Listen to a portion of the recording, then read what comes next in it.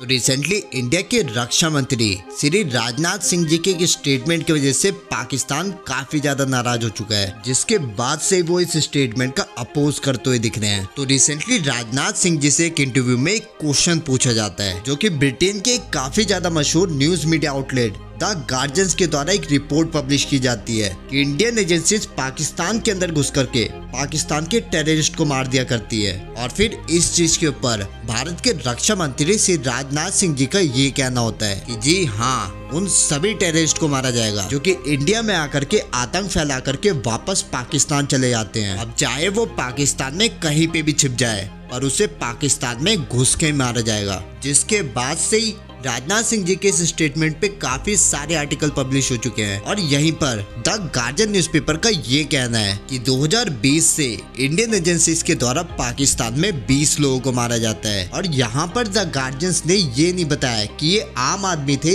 या फिर आतंकवादी, बल्कि उल्टा इंडिया को अपोज करने के लिए ये कहा जाता है कि आज के टाइम पर इंडियन एजेंसीज इस तरीके से काम कर रहे हैं जैसे कि रशिया की KGB और इजराइल की मोसाद काम किया करती हैं। मतलब कि कोई US, UK, Iran, Iraq, Canada कहीं पर भी छुपा हुआ हो, पर उसे वहीं पर ढूंढ करके उसी जगह पे मारा जाएगा। और अगर आप इस पूरे आर्टिकल को देखेंगे तो इसमें कई सारी बातें देखने के लिए मिलेंगी, जैसे कि इस आर्टिकल में सऊदी अरेबिया के जमाल खशोगी के इंसिडेंट को इंडिया के साथ रिलेट किया गया है। 2018 में सऊदी अरेबिया की सरकार जमाल खशोगी की हत्या की ऑर्डर करती है, जिसके बाद से ही सऊदी अरेबिया के इस इंसिडेंट का असर दुनिया भर के काफी सारे देशों में देखने के लिए मिलता है, and here including India also. और इस आर्टिकल में 3 कंट्रीज को मेंशन किया गया है जो कि इस बात का वर्णन करती हैं, जो कि पहली कंट्री है कनाडा, जो कि अक्टूबर 2023 में खुद कनाडा के प्राइम मिनिस्टर जस्टिन ट्रूडो ये कहते हैं कि जगमीत सिंह की किलिंग में इंडिया के एजेंट्स का हाथ था। और इस चीज के ऊपर US डिपार्टमेंट ऑफ जस्टिस का ये कहना होता है कि जगमीत सिंह के किलिंग के लिए USA में एक इंडियन एजेंट आता है और वो एक हिटमैन को हायर करता है पन्नू की किलिंग के लिए, और उस हिटमैन का कनेक्शन होता है US गवर्नमेंट से, जिसकी वजह से